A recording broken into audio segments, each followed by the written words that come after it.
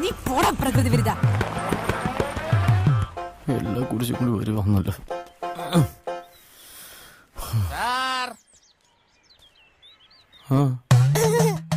സാറിന് ഐശ്വര്യം വരാൻ പോവുകയാണ്.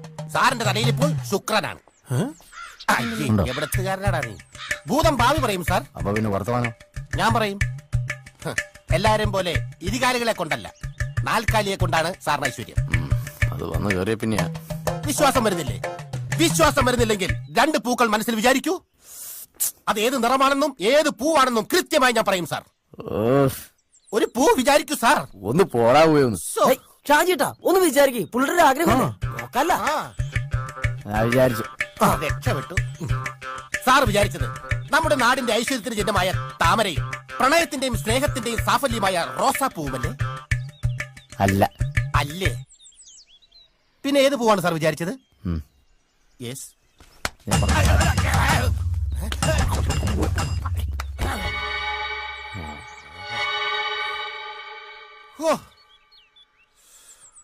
എടാ പട്ടി, ആടാ എന്റെ പെട്ടി.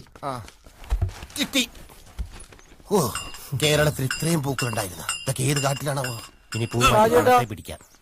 ഏത് പൂവാണ് മനസ്സിൽ വിചാരിച്ചത്? മേടിച്ചോ വേണ്ടേ? അന്ന് പറഞ്ഞു പോവല്ലേ.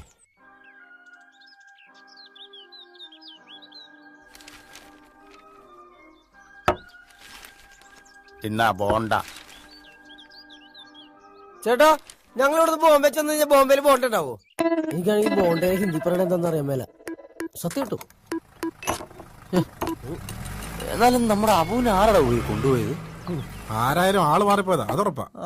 അവന്റെ കാര്യം പോട്ടെ, അവൻ കിടന്ന് ഒച്ചയ്ക്കുമ്പോ അവന്മാരവനെ വെറുതെ വിടും. പക്ഷെ പിങ്കിനെ എന്തായാലും ചെയ്താ നാളെ നമ്മൾ തൂങ്ങും. അതെ, ആ പെണ്ണുമ്പിള്ളനെ പിണക്കണ്ടായിരുന്നു ഷാജേട്ടാ. പിന്നല്ലാണ്ട് വണ്ടി ഇടിച്ച് ഇടിയും കൊണ്ട് കിടക്കുമ്പോഴാ അവളുടെ ഒരു ഗുണവധികാരം. ആരായാലും ചൂടാകുകയല്ലേ. നാളെ അവള് പറഞ്ഞ പോലെ പീഡന കേസ് കൊടുക്കൂ. അല്ല, ഇപ്പൊ പെമ്പിളേരെ നോക്കിയാൽ തന്നെ കേസാ, ജാമ്യം വരെ കിട്ടില്ല. പീഡിപ്പിച്ചോണ്ട് ജയിലിലോട്ട് എന്നല്ലേ അവിടുത്തെ തടവുകാര രോഗം മരണം ഇടിയിട്ടുണ്ടെന്ന് കേട്ടുള്ളത്. സത്യം. അയ്യോ, ഞാൻ ഇനി പീഡിപ്പിക്കില്ല സാർ.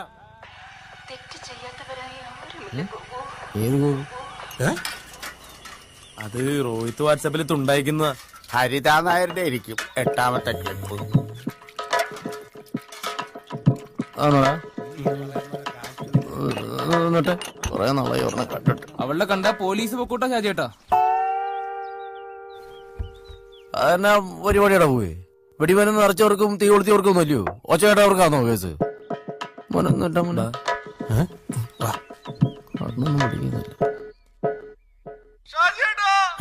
ഇവന്റെ ഇറങ്ങിയോ?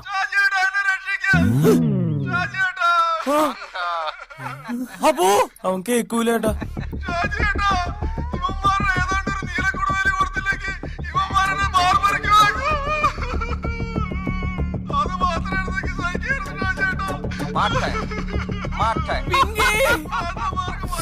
അവരുടെ എന്നാ തിരിച്ചു കൊടുക്കാൻ ഈ പറയുന്നേ? എടാ പട്ടികളെ, വല്ല അബദ്ധത്തിന് അവന്മാരുടെ വല്ല എടുത്തിറങ്ങി തിരിച്ചു കൊടുക്കുക കേട്ടോ. അബദ്ധത്തിന് ആരെങ്കിലും പേര് പോലും അറിയാൻ പാടില്ല സാധനം എടുക്കട്ടാ. അതും ഇത് ഇന്ദപ്പരണ്ടി തോന്നുന്ന ആൾക്കാരുടെ കയ്യിൽ നിന്ന്. ഇനി വല്ല നീലക്കൊടുവേലിയും കണ്ടുപിടിച്ച് തിന്നേണ്ടി വരും. നീലക്കൊടുവേലി മറിയ ഏലം ഫാക്ടറി. ഇവിടെ അബു ഊഞ്ഞാലാടറിന്റെ പുറകിൽ പൂട്ടിക്കിടക്കണ ഏലം ഫാക്ടറി ബോർഡ് കണ്ട? എന്നാലും ഇത്ര സ്ഥലം ഇവിടെ ഉണ്ടിട്ട് അവൻ എന്തിനാ അവിടെ പോയി കിടന്ന് ഊഞ്ഞാലാടറിന്? ഇവരെപ്പോഴാ അവിടെ പോയത്? ശരിയാന്നല്ലോ.